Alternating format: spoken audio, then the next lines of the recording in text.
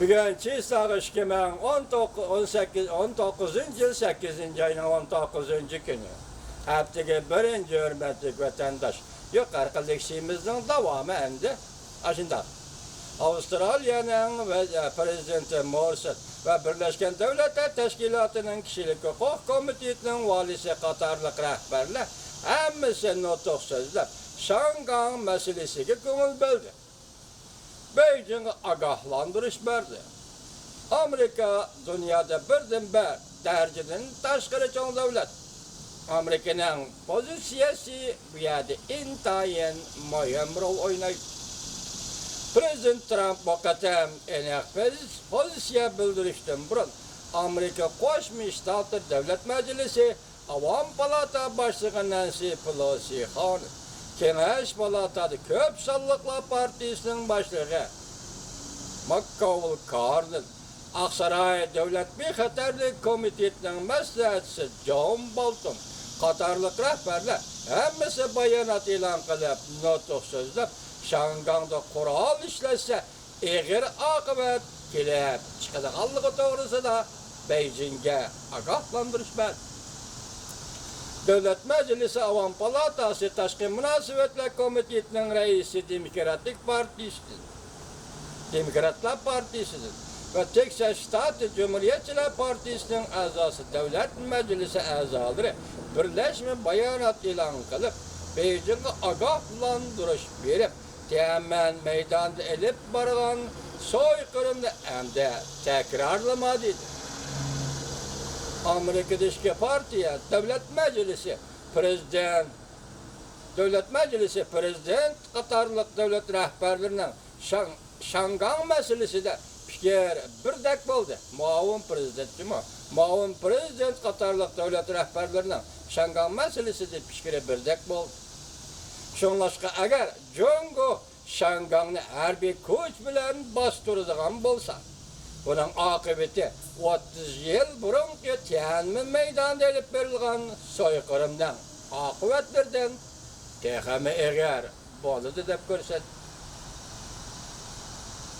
Tahlilchilar munda ko'rsatdi. Agar Jungo Shangangda harbiy bostirishga yo'l qo'ysa, eng kamida 6 turlik badal to'laydi. Birinchi, Amerika Qo'shma Shtatlari Shangangning alohida budjet to'lash ro'yini bo'lish imtiyozini amaldan qoldirdi. Shangangning iqtisodiy eg'ir zarbaga uchraydi. Shundan keyin ojizlab ketgan Jungo iqtisodiga ta'sir ko'rsatdi. Ikkinchi, Amerika Jungo munosabati barbod bo'ldi. Amerika Jungo umumyuzlik qarshilashish davriga kirdi. Agar Shangang qurol ishlatadigan bo'lsa-chi, bundaq bo'lganda Jungoga ofat yetib kelgan bo'ladi.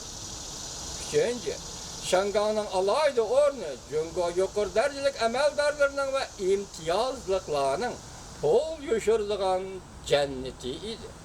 Shangang iqtisodiy gumron bo'lgan amon ular eg'ir ziyonga uchraydi. To'rtinchi, bir davlat ishqil tuzum butunlay tugishidi. Tayvanni oldig'ili bo'lmaydi.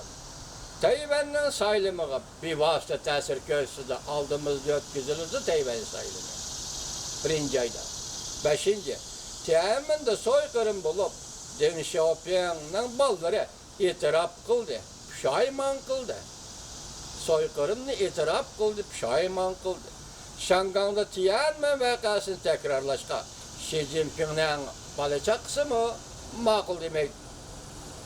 Oltinchi, Tiananmen so'yqirimdan keyin Deng Xiaoping yer shari bo'yicha rad qilindi. O'lguchi davlatlar sirtiga chiqa olmadi. Agar Xi Jinping Shangangni harbiy bostirishga buyruq tushiradigan bo'lsa, xalqaro jamiyatda butunlay embargo qilinadi. Hatto Amerikaning davlat chegarasidan kirolmaydi. Xalqaro jamiyat yetim qoladi. Bundaq vaziyat ostida iqtisod zarbiga uchrab qolmay, xalqaro obrazimi Xi Jinpingning siyosiy o'rnimi tavrashga boshlaydi. Shunlashqa prezident Trump Xi Jinping'e telefon berip, yakya görüşüp, Şangang'ı bastırışның akıbetlerini Xi Jinping'e aytıp berişi mümkün.